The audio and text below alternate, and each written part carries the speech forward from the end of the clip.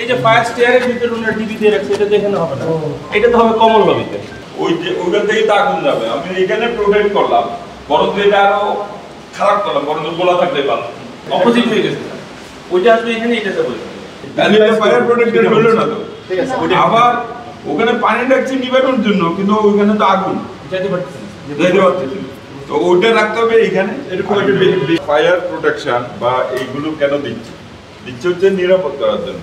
এই দুইটা জিনিস অবদিত করে দিতে হবে। দেন নাই কেন আপনারা ওদের সাথে কথা বলেন, যে ইয়েতে ওরা কথা বলেন, অলরেডি কথা হচ্ছে। তাদের কিন্তু বাইরে একটা জকি পাম্প অফিসের বাইরে জকি পাম্প লাগাতে হবে, আপনি জকি লাগান না। না পাম্প এখানে দেখলাম শুধুমাত্র ইলেকট্রিক পাম্প, আপনাদের পাম্প কই?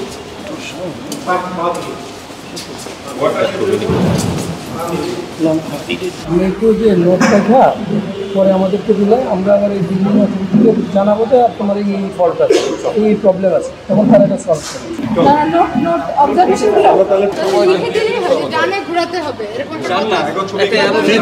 চিহ্ন দিলে ভালো।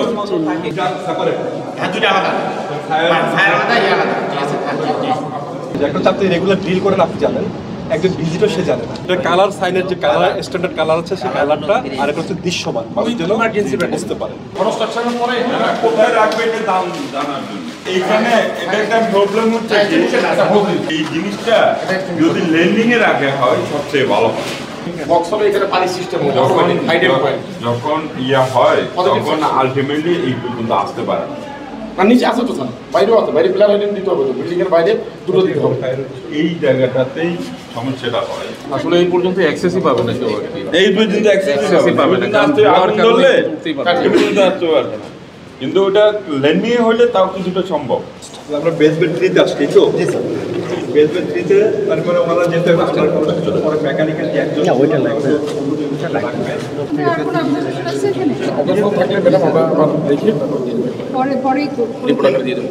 আপনারা করছেন কি এটা দিয়ে এখানে ঢুকে ফেলছেন, এখানে সিঁড়ি নাই আর কি, সোজা কথা। ওখানে আমরা দিতে পারবো স্যার, ওখানে একটা ভেন্টিলেশন জানলা আছে, জানলাটা ওপেন করে দিলে হয়ে যাবে স্যার।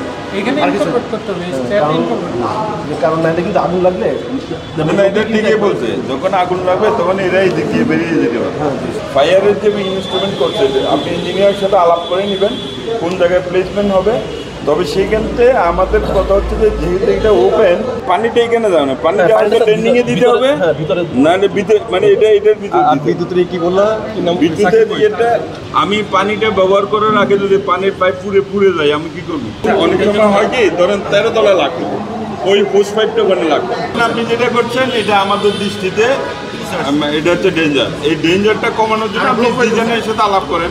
এটা নিজেদের একটা ফায়ার, একটা ডিফেন্স টিম যারা নিজেরা ফায়ার ফাইট করবে, ইনিশিয়ালি আপনার নিজেদের ইমিডিয়েট রেসপন্স বলে, ইমিডিয়েট রেসপন্সের কারণ মাধ্যমে আপনি এটাকে কিন্তু দমিয়ে দিতে পারেন। কিন্তু ফায়ার সার্ভিস থেকে খুব দ্রুত সহযোগিতা যে আমাদের ওয়াটার যে রিজার্ভার ফায়ারের জন্য, এটা অবশ্যই মাধ্যমে চেক করুন শুকাই গেল কিনা, কোনো লিক আছে কিনা, বা এটা অন্য কোনো কাজে পানিটা ব্যবহার হয়ে গেল কিনা। পরিদর্শন বইটা যেমন স্যার সেন্ট্রালি করে দেওয়া হয়েছে, ঠিক এরকম সেন্ট্রালি জাস্ট একটা আমরা এটা করে দিব। অনেক ফ্লোরে ইউজাররা ফায়ার স্টেয়ারে যাওয়ার জন্য যে ওনার ইন্টারনাল ওনার ফ্লোরের ভিতরে যে স্পেস, ওই স্পেসটা স্যার অকুপাই করে মানুষ যে মৃত্যু ঠেকাতে হবে প্রথমত, তারপর হচ্ছে আমাদের বিল্ডিং এর যেন আগুন বিল্ডিং এর ক্ষতি করতে না পারে ওটা আমাদের দেখতে হবে। দুটো জিনিস পাশাপাশি। অনেকগুলো বেসমেন্টে মিসইউজ হচ্ছে। আমি উত্তরাতে মোবাইল কোড করার সময় আমি এরকম 3টা নিচে গেড়ে মার্কেট দিয়ে দিচ্ছে, গাড়ির পার্সেল মার্কেট দিছে, সেখানে একটাতে আমি 22টা দোকান আর একটাতে 37টা দোকান ভাঙছি একদিনে, দিয়ে আমরা উচ্ছেদ করেছি। সেটার ডাইরেক্ট যে স্টেয়ারটা আছে সেটা বেসমেন্টে চলে গেছে, ওইটা বেসমেন্টে ডাইরেক্ট যাওয়ার কথা না, ওইটা গ্রাউন্ড ফ্লোরে শেষ হওয়ার কথা, অন্য একটা জিনিস অন্য একটা সিঁড়ি দিয়ে বেসমেন্টে যাওয়ার কথা, ওইটা অপশন আছে, তারা বলেছে এটা ঠিক করে দিবে। আমরা ড্রয়িংটা দেখেছি এবং পুরো বিল্ডিংয়ের আমরা মূলত যে জিনিসটা আমরা দেখার চেষ্টা করেছি, ফায়ার স্টেয়ার, ফায়ার ডোর, বেসমেন্টটা, অর্থাৎ বেসমেন্টটা কীভাবে আছে, যদি উপরেগুলো আগুন লাগে মানুষ প্যানিক থাকবে, তখন শুরু তো একদম নামতে নামতে দেখা যাচ্ছে বেসমেন্টে চলে গেছে, তার মানে এটা কিন্তু ভালো না। তার মানে সেই গ্রাউন্ড ফ্লোরে এসে যেন বের হয়ে যেতে পারে, এই অপশনটা থাকতে হবে। নেমে যেন সে গ্রাউন্ড ফ্লোরে চলে আসতে পারে, দিয়ে রাস্তায় চলে আসবে। আর আমাদের যে ডিপি যে বোর্ডটা আছে, আমাদের পাওয়ারের যে বিদ্যুৎ বোর্ডটা, ওইটা যেখানে ছিল ওখানে না করে আমরা বললাম যে নর্মাল যে স্টেয়ার সেখানে থাকলে ভালো হবে। ওনারা বলেছে সেটারও সুযোগ আছে, ওনারা এটা করবেন। এবং আপনারা জানেন বিএনবিসিতে বহুতল ভবনের একটা সংজ্ঞা দেওয়া আছে, আমরা সেই হিসাবে বহুতল ভবনগুলোকে কিন্তু করছি। তো নিচে যে ভবনগুলো, যেটা আবাসিক সেটা একরকম ডিজাইন থাকে, যেটা কমার্শিয়াল সেটা একরকম ডিজাইন থাকে। সো মূলত যেটা আইন আছে, বিধিমালা আছে, আমরা আসলে বিধিমালার মধ্যে থেকে ফায়ার সেফটিটা বাড়ানো যেতে পারে সেই লক্ষ্যে আমরা বিধিমালাও সংশোধনের কাজ করছি এবং আমরা ইন্সপেকশন করছি, আমরা নোটিশ করছি।